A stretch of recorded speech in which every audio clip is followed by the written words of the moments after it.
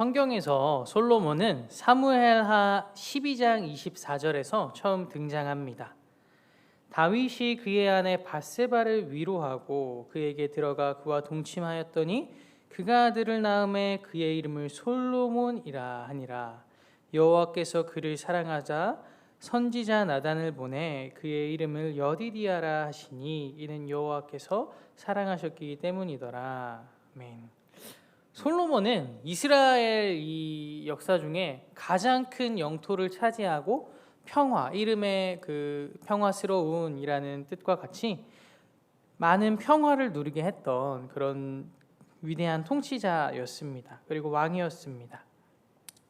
그런데 오늘 이 말씀을 먼저 언급하듯이 솔로몬의 처음 시작을 보면 저는 늘 궁금했습니다.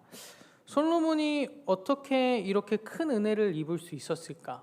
왜냐하면요, 제 속에는 정의로운 하나님이라면 오히려 다윗이 죄악으로부터 시작된 이 씨앗인 솔로몬이 잘 안 돼야 되는 것이 아닌가라는 질문이 맴돌고 있었기 때문이었습니다.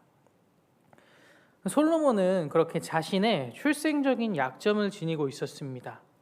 왕이 되기에도 형들이 많아서 서열상으로 경쟁이 될 수 없었고요. 그러한 약점이 있음에도 불구하고 왕이 되었고 그것을 넘어서서 이스라엘의 가장 큰 전성기를 이끌었던 평화를 누리던 왕이었습니다. 솔로몬이 과연 어떻게 이렇게 새히 이 길을 열고 보이지 않는 그 상황들 가운데서 가장 큰 그런 평화를 통치할 수 있었을까요? 그 첫 번째 답은 솔로몬의 또 다른 이름 여디디아에서 발견할 수 있습니다. 이스라엘 사람들에게 이름이 정체성이고 되게 중요하잖아요. 그리고 특별히 하나님께서 붙여주시는 이름은 더욱더 중요합니다. 솔로몬이라는 이름은 아까 그 평화스러운이라는 뜻이고요. 그것을 넘어서서 하나님께서 주신 이름은 여디디아, 하나님께 사랑을 입은 자라는 뜻입니다. 사무엘하 12장 25절에 보면 여호와께서 그를 사랑하사 선지자 나단을 보내 그의 이름을 여디디아라 하시니 이는 여호와께서 사랑하셨기 때문이어라. 아멘. 첫 번째로 솔로몬이 태생적인 약점이 있었습니다. 서열상 7명의 형이 자신보다 앞에 있었고요. 그가 왕이 되어 세기를 열 수 있던 비결은 그의 이름에서 찾아보면 하나님께서 그를 사랑하셨기 때문이더라. 즉, 좀 더 다른 말로 표현하면 하나님께서 그를 선택하셨고 사랑하시고 인도하여 주셨기 때문이다 라고 말합니다. 열왕기상 1장 29절에는요. 다윗 왕이 이르되 내 생명을 모든 환난에서 구하신 여호와께서 살아계심을 두고 맹세하노라.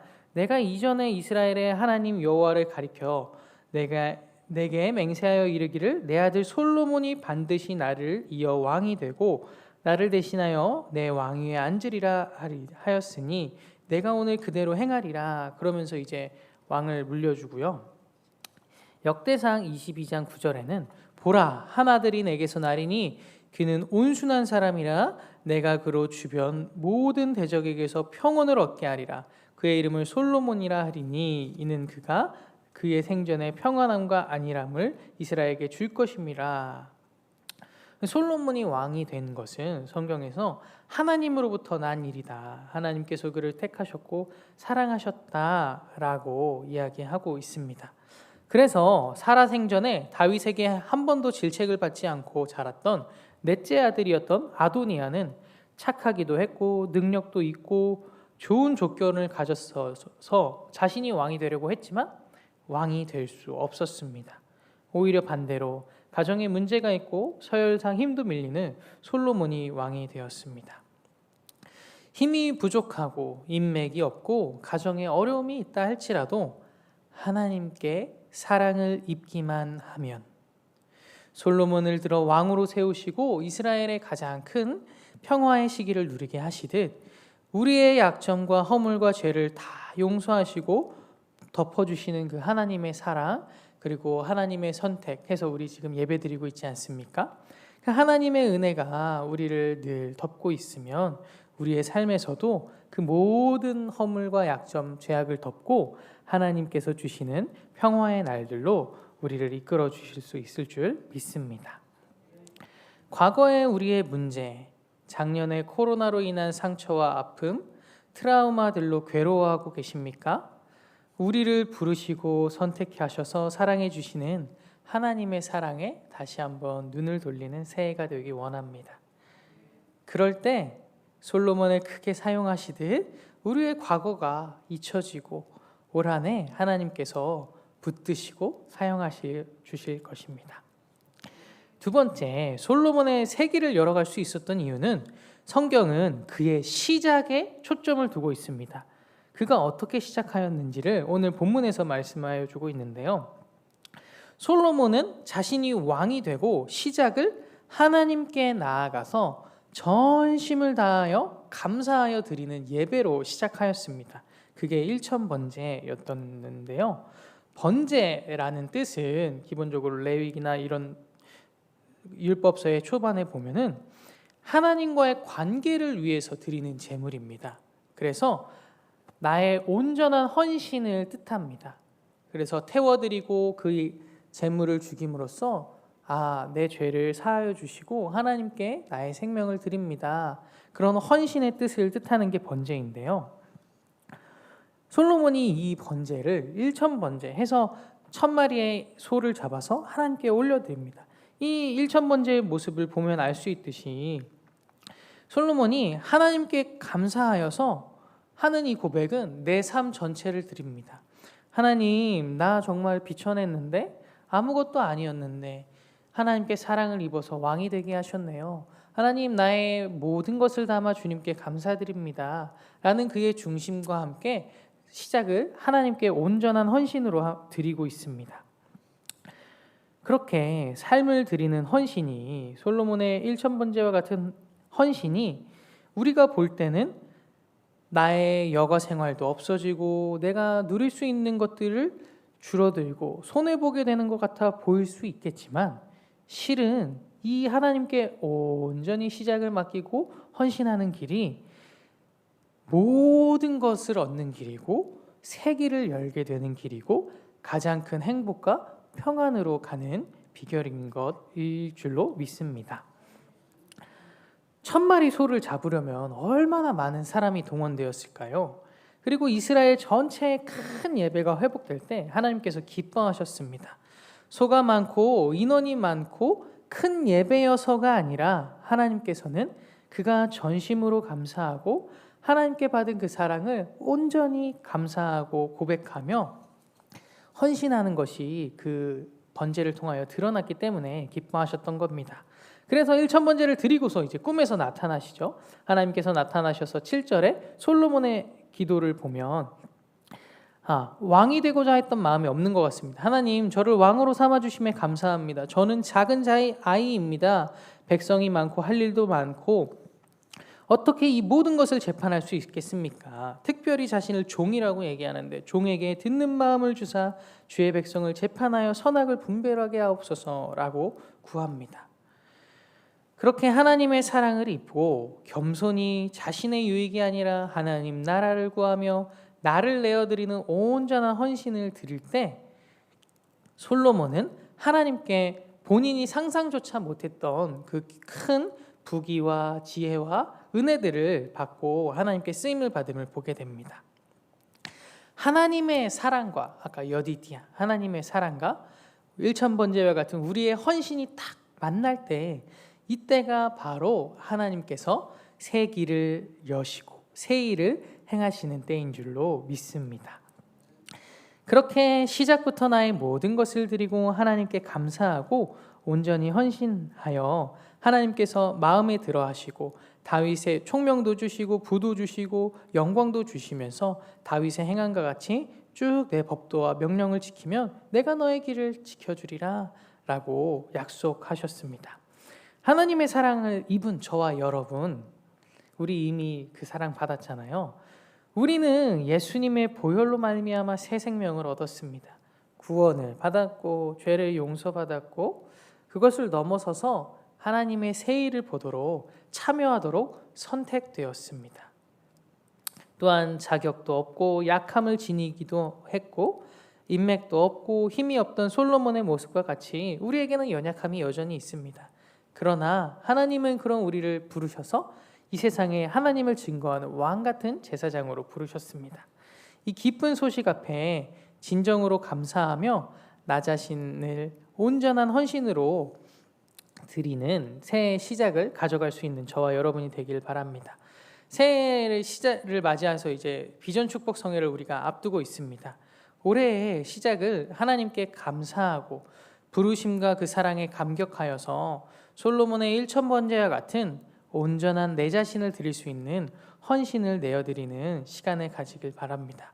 하나님께 나의 중심과 전부를 드릴 때 올 한 해 하나님께서 우리를 지키시고 인도하시고 우리가 꿈꾸지 못한 더 큰 것들로 채워주실 줄 믿습니다. 한 가지 제가 경험했던 것을 얘기하고 설교를 마치고자 합니다. 제가 월요일마다 외할머니 댁에 찾아가요. 친할머니, 친할아버지는 안 계시고 외할머니가 파주에 혼자 계세요. 할아버지가 말기암이라 호스피스 병동에 계시거든요. 그래서 월요일마다 가서 인사하고 식사 한 끼 하고 또 할머니는 그거를 준비하려고 밥 준비하고 해서 그나마 손자 얼굴 보려고 그렇게 만나는 시간을 갖는데 이번 주가 그 할머니 계신 바로 옆 동네에 이제 코로나가 막 심하게 돼서 할머니가 위험하니까 오지 말라고 하시더라고요. 근데 그래서 전철역에서 돌아와서 있는데 그래도 하나님이 주시는 마음이 계속 생각이 나더라고요. 이게 그래도 찾아뵈야겠다. 그래서 찾아갔어요. 저녁에 찾아가가지고 식사를 함께 하고 할머니와 이런저런 얘기를 나누고 저녁에 이제 돌아오면서 제가 할머니께 이렇게 말씀드렸어요. 할머니, 다음 주랑 다다음 주는 바빠서 못 오니까 그렇게 알고 있어요. 이렇게 얘기를 하고 할머니가 당연히 알겠다고 대답할 줄 알았는데 할머니가 엉뚱한 대답을 하시더라고요. 그런 분이 아닌데 뭐라고 대답하시냐면 그래 바쁘면 뭐 무리해서 오지 말고 그래도 음식 준비하고 기다리니까 전날이나 그날 아침쯤 못 오면 못 온다고 전화를 해 이러시더라고요. 저는 거기서 이제 아니 나 다음 주에 못 온다니까 얘기했잖아. 그래도 할머니 똑같이 얘기하세요. 아니 못 오면 못 온다고 다시 전화해. 그러고서 이제 인사를 하고선 돌아오면서 곰곰이 생각했어요. 할머니가 왜 저렇게 말하셨을까 이해가 되지 않았거든요. 그 대답이. 근데 그때 든 생각이 뭐였냐면 할머니의 마음은 손자가 쉬는 날이니까 그 쉬는 날 되면 밥 한 끼라도 해주려고 기다리는구나. 혹시나 모를 가능성이 있을 것 같아서 그 가능성을 보면서까지도 여전히 그날 아침까지 기다리고 계시는구나. 반대로 저는 어땠냐면요. 당연히 그날 그때는 안 되는 거고 나는 될 때만 연락드리고 찾아가면 되지 그런 생각을 하고 있었더라고요. 그러면서 이제 하나님 아버지가 딱 생각이 났는데요.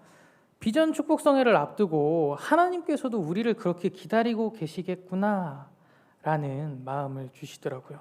하나님께서는 어떻게든 여러분 한 분 한 분 만나고 눈물 흘리고 힘들어하고 있는 여러분에게 위로하시고 은혜의 말씀 주시고 세계를 여신다 그 말씀을 주시고 만나 주시길 원하는데 내가 여전히 너희를 사랑한다 만나고 싶어 하시고 기다리고 계실 텐데 때론 나는 하나님 요번에 바빠서 나 못 나가요. 제가 다음에 좀 어렵고 힘들고 좀 돼서 하나님 찾아가게 될 때 찾아갈게요 라고 하지는 않나. 또는 저희 어머니를 보면 가끔 빈손으로 할머니 찾아가는 걸 되게 힘들어 하시더라고요. 체면 때문에. 상황이 어려워져서 내가 이렇게 빈손으로 갈 수는 없고 하나님 요번에는 좀 여건이 안 되는데 죄송해요 라는 그런 마음들이 우리 안에 때로는 있지 않을까 라는 마음이 들었습니다. 여러분 하나님께서는 저희 할머니가 그냥 마냥 기다리시듯이 우리를 기다리고 계실 것입니다. 우리를 바라보시며 사랑하시며 만나주시고 은혜 주시기 위하여 그 큰 사랑을 이미 준비하셨습니다. 함께 다가올 비전 축복성회를 위해 우리가 기도하며 간절함과 사모함으로 그리고 우리의 헌신을 내어드려서 하나님을 만나서 올 한 해는 하나님의 세기를 경험하고 하나님께만 온전히 영광 돌리며 나아갈 수 있는 저와 모든 성도분들이 되기를 간절히 바랍니다. 함께 기도하겠습니다. 하나님, 우리를 선택하시고 사랑하여 주셔서 감사합니다. 그 사랑과 은혜에 보답하며 감사하며 살아가는 우리들 되게 하옵소서. 솔로몬과 같이 하나님께 자신을 내어드리는 헌신으로 올해에는 세기를 열리는 놀라운 경험들이 있게 하시고 우리의 삶에서 온전히 하나님께 영광 돌리는 주님의 자녀들 되게 지켜주옵소서. 예수님의 이름으로 기도합니다.